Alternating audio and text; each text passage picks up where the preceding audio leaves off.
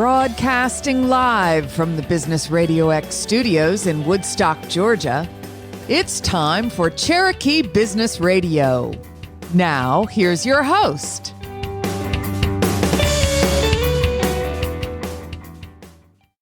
Welcome back to Cherokee Business Radio. My name is Joshua Kornitsky, professional EOS implementer and host of Cherokee Business Radio.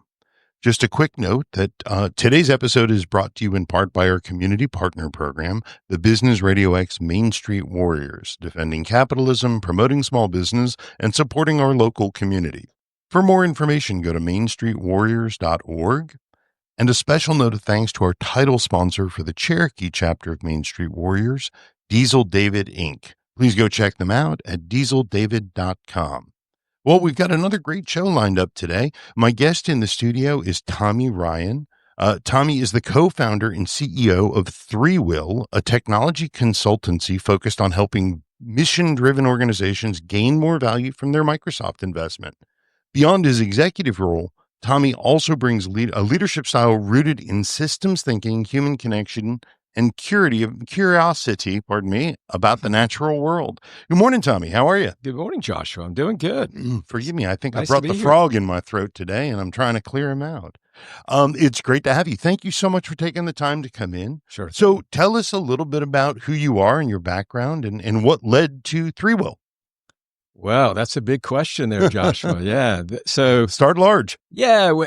So this all started the ThreeWill journey, probably I'd say 10 years before we started ThreeWill. It was started by me and my brother, Danny. Mhm. And we were curious about this internet stuff. Yeah. I hear it's going to be big. Yeah. And this was, back in, let's say, in the early 90s. He was a Price Waterhouse consultant. I was a process engineer manufacturing Gore-Tex as a chemical engineer, Okay. and got very curious about the technology side of process engineering. So I did PLC programming. I don't know if you've ever heard of that before. People in manufacturing would recognize that. Okay. That's kind of the hardened PC technology that operates equipment. And I also worked on the human-machine interfaces for that equipment. And that is something that I would just, the hours would melt by. Sure. You were in the tinkering zone. with the technology. So I found a early on curiosity for technology and how that can systemize things. So I did that for 5 years and ended up going to work for Siemens and made a transition in my career to support a software product from Siemens that was that HMI, human-machine interface. And during that time, I was talking about starting a company with Danny as it relates to technology. And we said, well, let's work at the same company to see if we're work compatible. We did that for, maybe it was 2 or 3 years at a company called Extreme Logic. It was a very kind of solid consultancy in those days, right before the year 2000. Okay. And they were the Microsoft Partner of the Year. They got acquired by HP. And my brother and I were writing technology articles when we were there at Extreme Logic, and a company approached us to write a book. It was actually John Wiley & Sons, Okay. and it was a blueprint series, and it was back when .NET was beta. So we used that as a launching point to say, well, maybe this is the time to start a business. We did that in 2001. Our first sales call was September 11th, 2001, a very interesting day. Wow.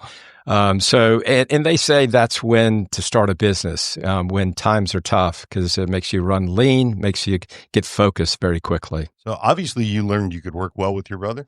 We did. Wonderful. We worked for 20 years together, and it was a great journey as brothers. And now we're putting a full-time effort towards being brothers versus business partners. That's fantastic. I support that completely.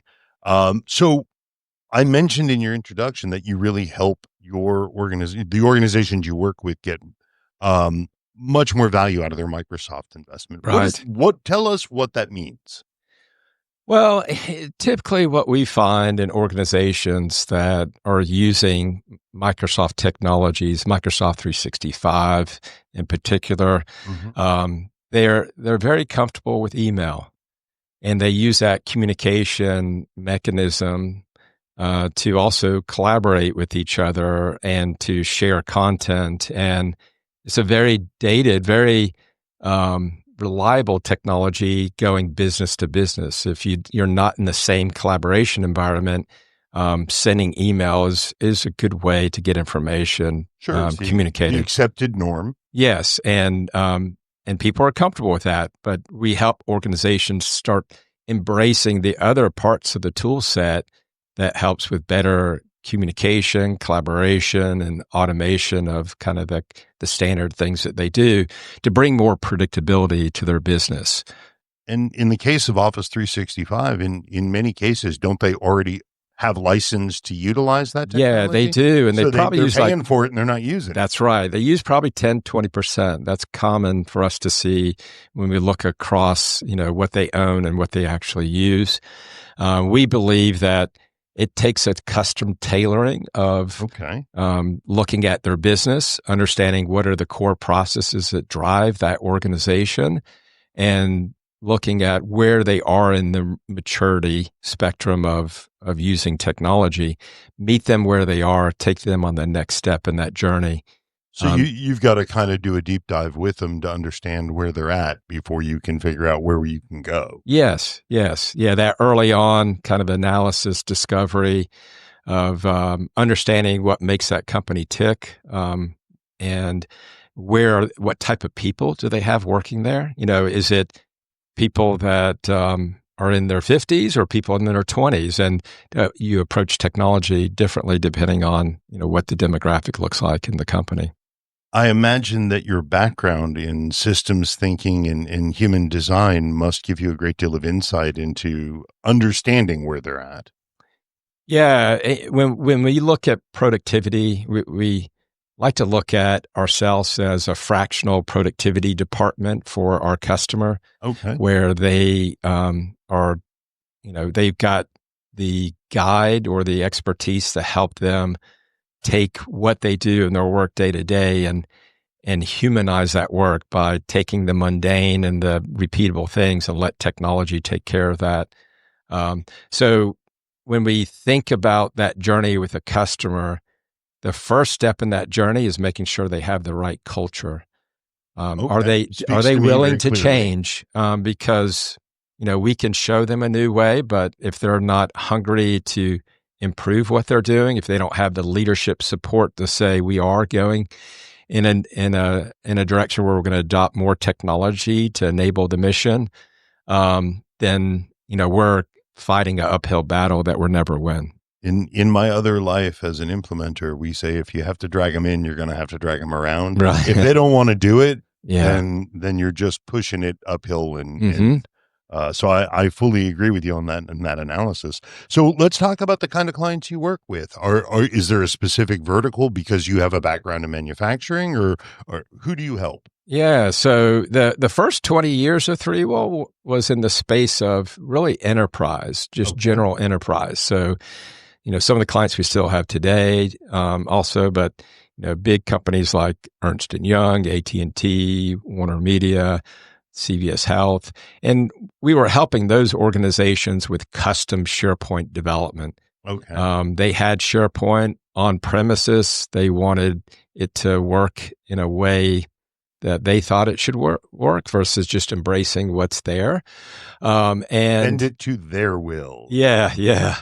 And spending a lot of money to do that. And there's a lot of history to what made us pivot the business. But one of the key things that we wanted to do as a business is have longer term clients where we're taking a journey with them. So we went in a direction of a managed service that's affordable as, people that, just like you hire a fractional HR person or a fractional bookkeeper. Sure, to fill a need without needing it unless you need it full time.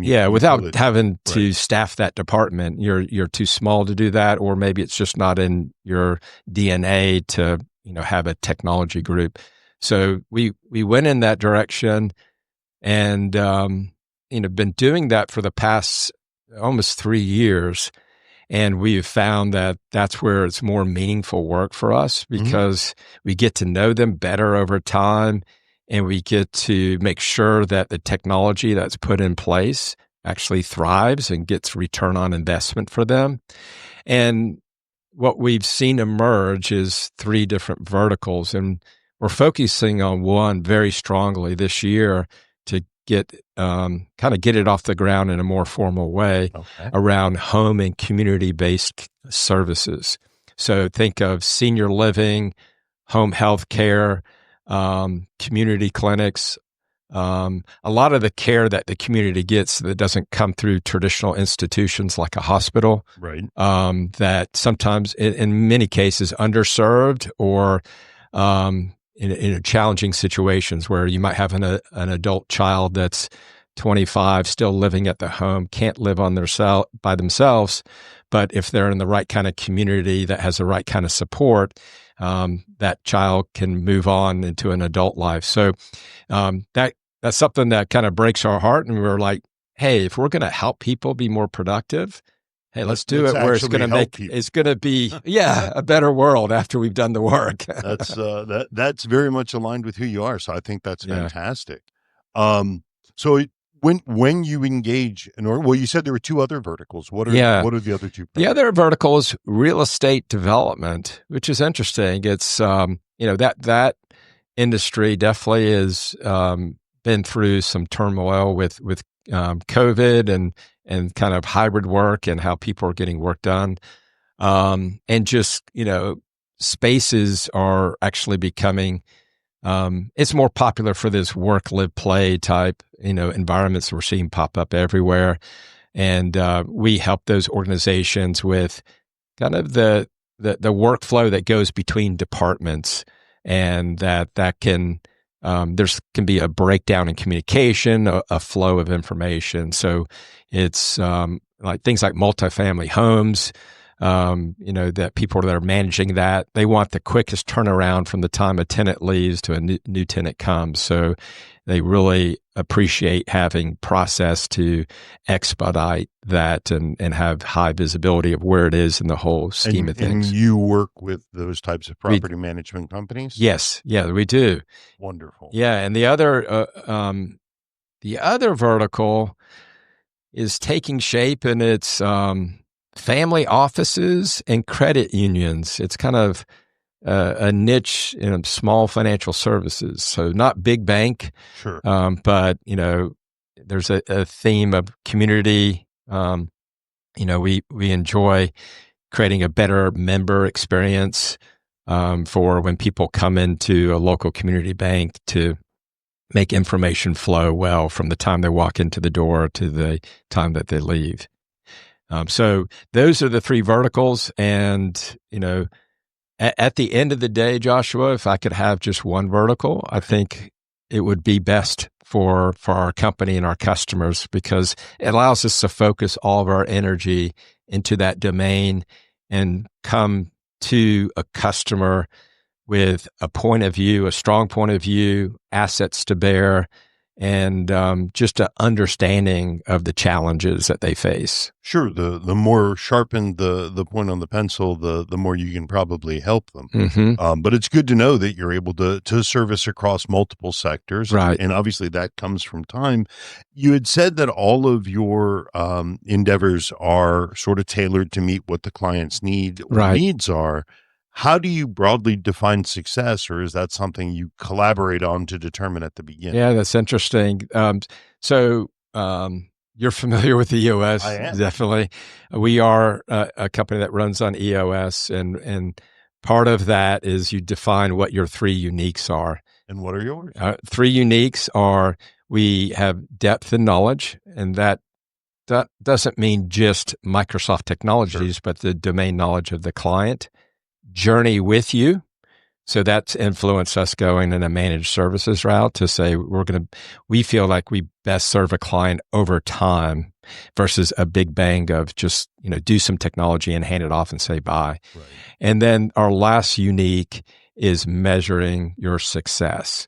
And so when you look at productivity, a lot of times that's thought of as a very squishy thing.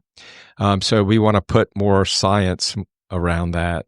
And so every customer we work with, we measure the time that we reclaim by putting technology in place. That is an incredibly valuable service, because often when I work with my clients, they have a goal of a 10% increase in metric X, Y, or Z over a period of time. But my very first question is, that's great goal.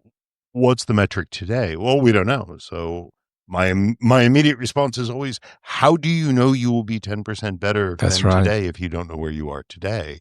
If you don't have a benchmark, there's just no way to determine that you've improved off of it. Better than yesterday is a wonderful goal. But in order to really grow, they've got to know where they are. That's right. So that's great. So you're able to help them understand where they are, and then build towards their long-term goal on the journey with them, because that's what you do. Yeah. Yeah. And we have a pretty lofty goal. We, as EOS, you set a 10-year target. Sure. And for us, it's reclaiming 10 million hours over the next 10 years with our clients. That's an amazing and really, really thought-provoking goal. I love that. I hope that you achieve it. Are you well on your way? We're about, we're in year 2. Okay. And we've got 367,000 hours we've reclaimed so far. That's fantastic. Yeah. I wish you well on that journey. Now, earlier, you had shared with me that you've got some interesting interests outside of work. Right. Let's talk a little bit about that, and maybe how that kind of influenced the way you run the organization and kind of see the world. So tell us, what do you do when you're not helping others? Well, I've got this nice little side hustle of growing vegetables. Really? And that is kind of my history. Is I'm a 2-time cancer survivor. So I got into organic growing to know where my food comes from, and to essentially try to infuse more good stuff into my diet. Sure.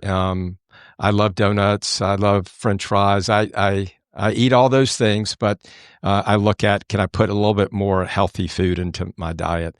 And I am so curious about how nature works. And as I was in the garden, just doing the day-to-day things into the garden, I would see something or experience something and say, you know what? That is a natural law that applies to my business. And I see it in my business. And I can tell a story about it so people can kind of grasp, that concept. And so those things started piling up in my head. And I said, one day I have to start writing these down. So about 25 weeks ago, I started the Sowing Success newsletter on LinkedIn. And basically every week I'm finding, I haven't exhausted them yet, but I'm finding these concepts that, hey, this happens in nature. I can apply this to my business. Sure. There's a long history of the natural world really being the inspiration for, I guess, almost everything. Right. But, yeah. So can you give us one or two of the takeaways briefly that you've learned? Yeah. So, if I reflect back on some of them, I look at abundance is a recent thing, that if you nurture something, it can grow in abundance. And, pouring into something, kind of believing in it and caring for something creates fruit at the end of the day. And you can see that with your employees. I mean, the more you can pour into them, you'll see over time with kind of trust and space, that you'll see things flourish because you're investing into that relationship.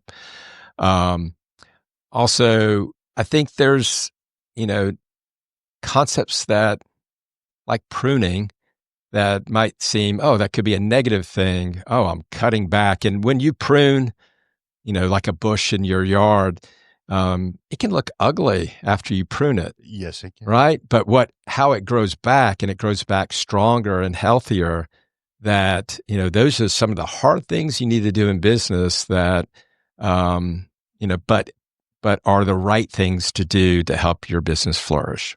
So that's a really great observation, and I appreciate you sharing that, because the reality is sometimes we have to make hard decisions, both in the garden and in the business, in order for the business to grow. And they're not always fun, and cutting away the flowers may make the bush look ugly for a little while, but come the spring, it's going to be beautiful. Yeah. Well, you mentioned earlier, Tommy, that ThreeWill is over 2 decades old. Yes. So in those 2 decades, what are some of the biggest lessons you've learned along that journey, flipping it now onto the business side of your perspective, a little bit out of the garden? Yeah.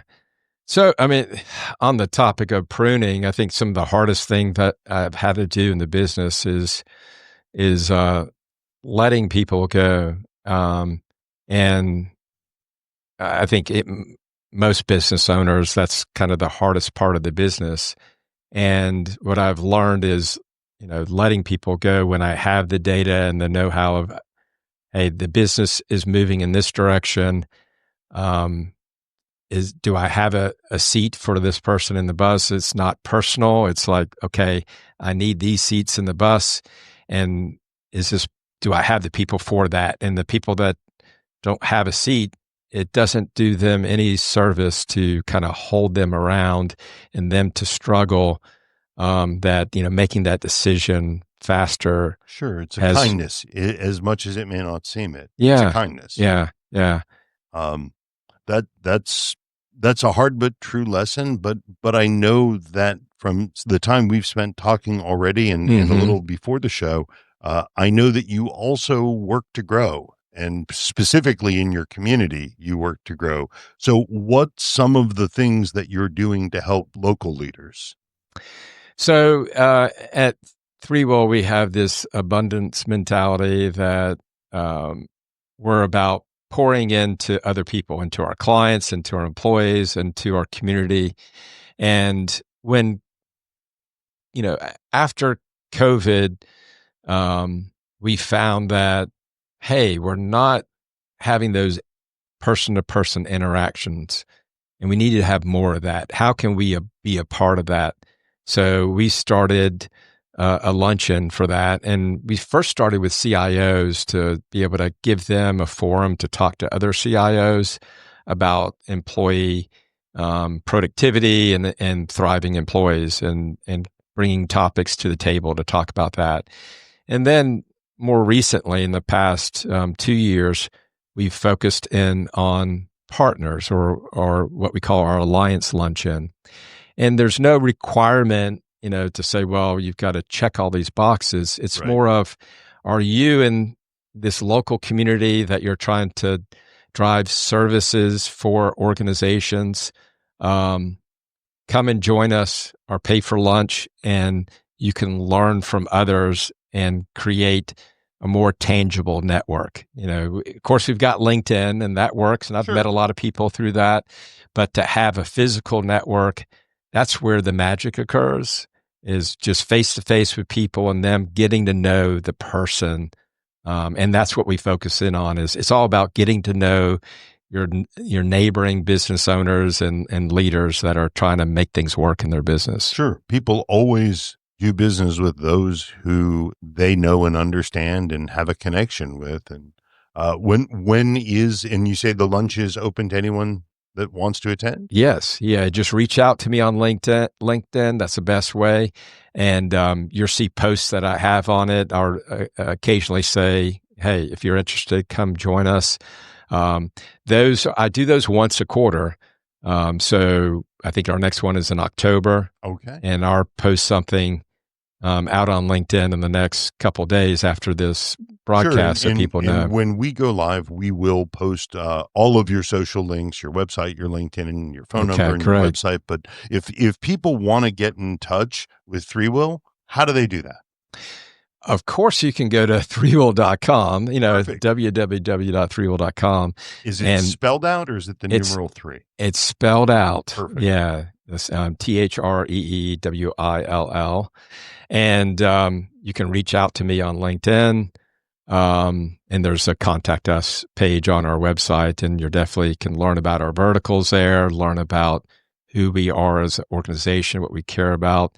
And I'm going to be releasing the ThreeWill Productivity Manifesto. Oh, wonderful. And that's end of this week, beginning of next week. And that's a great way to understand who we are as a company. It's the why for us of why we care about productivity and giving a framework for people to think about productivity. We'll have to have you back on so you can share some of the highlights of that and also some of the feedback you get after it's been out for a I'd little love bit. to do that. We'd love to learn more about it because ultimately it's about serving our community, which is what we're about here. Is there anything that I missed, Tommy? Anything else that you wanted to share that I didn't think to ask about? I always like to ask. I think this is a journey, Joshua. This is part one. Okay. All right. And we can continue to unpeel the layers. Well, and I can't tell you how much I appreciate your transparency and your willingness to share and to even go, as we say, into the danger to talk about some of the hard subjects because understanding and I should say getting advice and direction on when it may be appropriate to do some pruning, which is not your primary focus in the universe, but it is a focus that you help folks understand along with process and along with getting greater value out of their current investments. You're doing hard work. Yeah. And as someone who works with a lot of similar businesses to you, I can tell you that it's needed and it's appreciated. Thank you again. My guest today has been Tommy Ryan, the co-founder and CEO of ThreeWill. They're a technology consulting firm focused on helping mission-driven organizations get more value from their Microsoft investment and also with regards to process and even farming, from what I understand.